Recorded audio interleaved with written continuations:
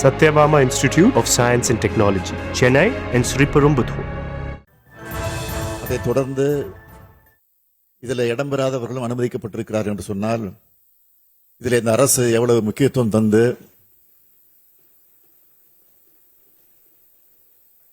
நீங்கள் எப்படி இந்த கவனிப்பு தீர்மானத்தில் நம்முடைய பெயரும் இடம்பெற வேண்டும் என்று கருதி இதில் இடம்பெற்றிருக்கிறீர்கள், இப்போது இடம்பெற்றிருக்கிறீர்களோ அதேபோல் நிச்சயமாக இந்த ஆட்சியை பொறுத்தவரையில் சட்டம் ஒழுங்கு பிரச்சனையில் கடுமையாக இருக்கும் என்பதற்கு இது ஒரு உதாரணமாக நான் இங்கே குறிப்பிட விரும்புகிறேன்.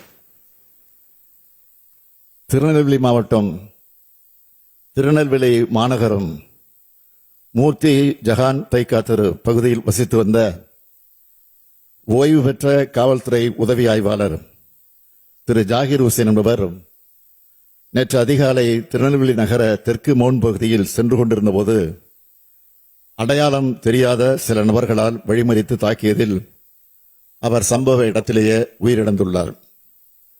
திரு ஜாகிர் ஹுசேன் அவர்களின் மனைவி அளித்த புகாரின் அடிப்படையில் திருநெல்வேலி மாநகர காவல்துறையினர் வழக்கு பதிவு செய்து விசாரணை மேற்கொண்டு வருகின்றனர். இதனிடையே இவ்வழக்கு தொடர்பாக திருநெல்வேலி தொட்டி பாலத்தெருவைச் சேர்ந்த இருவர் திருநெல்வேலி குற்றவியல் நடுவர் 4 நீதிமன்றத்தில் சரணடைந்த நிலையில் மற்ற எதிரிகளை காவல்துறையின் தனிப்படை அமைத்து தேடி வருகின்றனர். கொலையுண்ட திரு ஜாகிர் ஹுசேன் கடந்த 8/1/2025 அன்று அவரது முகநூல் பக்கத்தில் ஒரு காணொலி வெளியிட்டுள்ளது பற்றியும் அதில் குறிப்பிட்டுள்ள குற்றச்சாட்டுகள் குறித்தும் விசாரணை நடத்தப்பட்டு வருகிறது. காவல்துறையின் முதற்கட்ட விசாரணையின்படி மறைந்த திரு ஜாகிர் ஹுசேனுக்கும் அதே பகுதியைச் சார்ந்த திரு கிருஷ்ணமூர்த்தி என்கிற தௌவிக் என்பவருக்கும் நிலம் தொடர்பாக ஒரு பிரச்சனை இருந்து வருகின்றது.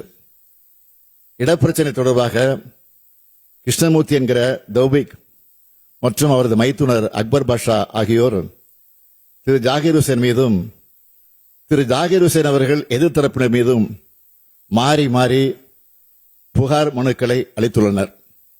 இவற்றின் மீது காவல்துறையினரால் சமுதாய பதிவேடு எண்கள், அதாவது CSR எண்களும் வழங்கப்பட்டு விசாரணை மேற்கொள்ளப்பட்டுள்ளது.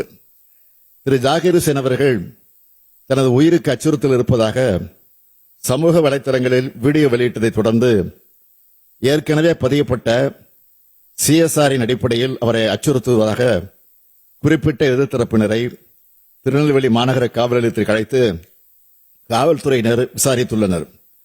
மேற்படி விசாரணை நடைபெற்று வரும் சூழ்நிலையிலே நேற்றைய தினம் இந்த கண்டிக்கத்தக்க சம்பவம் நடைபெற்றுள்ளது. இக்கொலை வழக்கில் தீவிர விசாரணை நடத்தப்பட்டு குற்றவாளிகள், அவர்களுக்கு பின்னணியில் இருந்தவர்கள் அனைவர் மீதும் உரிய விசாரணை மேற்கொள்ளப்பட்டு பாரபட்சமின்றி நீதியின் முன் நிறுத்தப்படுவார் என்பதை இந்த அவைக்கு தெரிவித்துக் கொள்கிறேன். சட்டத்தை யாரும் தங்கள் கையில் எடுத்துக்கொள்ள இந்த அரசு அனுமதிக்காது. இந்த கொலை வழக்கில் மட்டுமல்ல, எந்த குற்றத்தில் ஈடுபடுவராக இருந்தாலும் சட்டத்தின் பிடியிலிருந்து தப்பிக்க முடியாது என்பதையும் தெரிவித்து அமைகிறேன்.